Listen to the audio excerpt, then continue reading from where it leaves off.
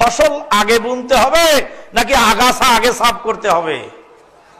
আগাছা আগে সাফ করতে। লা ইলাহা ইল্লাল্লাহ, লা ইলাহা মাবুদ।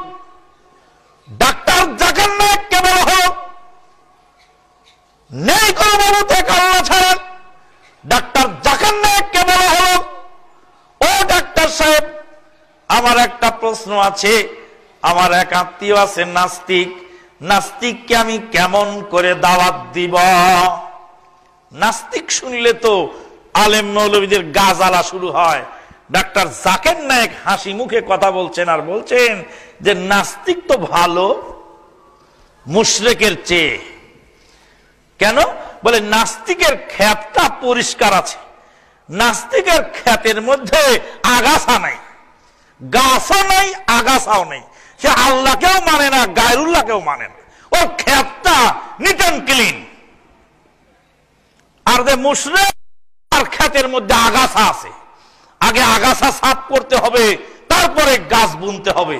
এখানে টাইম লাগবে বেশি, আর ওখানে টাইম লাগবে কম। শুনছেন উত্তর? এরই নাম হলো ডাক্তার জাকির নায়েক। মৌলভী সাহেব যখন 50,000 টাকার কমে ওয়াজ করেন না, মৌলভী সাহেব যখন মিথ্যা কথা বলে ধর্ম ব্যবসা শুরু করেছেন, মৌলভী সাহেব যখন দুনিয়ার স্বার্থে টাকার গোলাম হয়ে শেখ বেদাতের সাথে আপোষ করছেন, মৌলভী সাহেব যখন বিভিন্ন রাজনৈতিক দলের তলপি বানাচ্ছেন, তখন আল্লাহ পাক একজন ডাক্তারকে খাড়া করে দিয়েছেন তার দিনের কাজ আদায় করার জন্য। একজন জেনারেল শিক্ষিত যুবক, সে লেখাপড়া করে কলেজে, সে ইসলাম বুঝতেছে, তার মনের ভিতরে দগদগে ঘা, তার বুকের ভিতরে অনেক জ্বালা পোড়া ইসলামের জন্য। খুলে দেখেন তো, ফেরে দেখেন তো ওই যুবকদেরকে।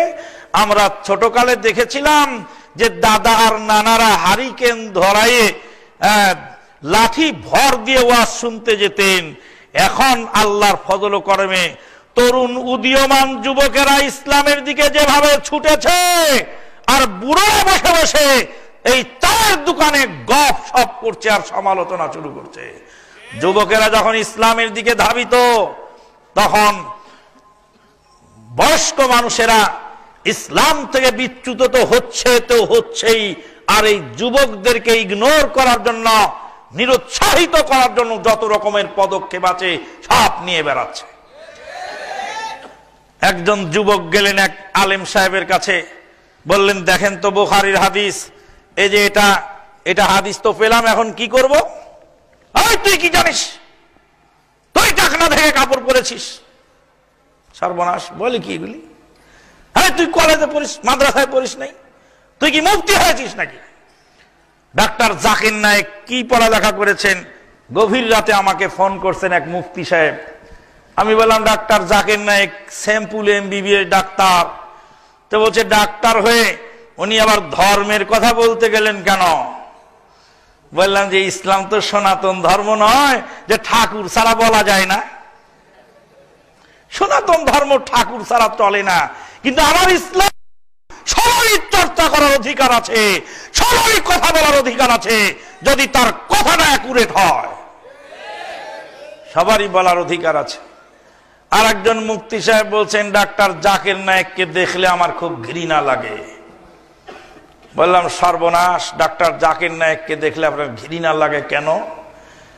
ভারত গুরু রবি শঙ্কর দাস যখন নির্বাক হয়ে তাকিয়ে রইল, তামাম বিশ্ব অবলোকন করলো স্যাটেলাইটের মাধ্যমে, রবি শঙ্কর দাস লাজবাব হয়ে গেল ডাক্তারের সামনে। উইলিয়াম ক্যাম্বেল যখন নির্বাক হয়ে গেল ডাক্তার জাকির নায়েকের সামনে, ডাক্তার জাকির নায়েক যেইভাবে দলিল পত্র উপস্থাপন করেন, খণ্ড পৃষ্ঠা নম্বর সহ, দাগ খতিয়ান সহ যেভাবে বলেন, আল্লাহর কথা বলছি, দুনিয়ার কোন মানুষ মুখস্থ করে বলতে পারবে না। এটা আল্লাহর গায়েবী মদদ ছাড়া সম্ভব নয়। আল্লাহ মুর্দা সুলাইমানকে দিয়ে বায়তুল মাকদেস বানিয়ে নিয়েছেন, আবার ডাক্তারকে দিয়ে দিনের কাজ করে নিচ্ছেন।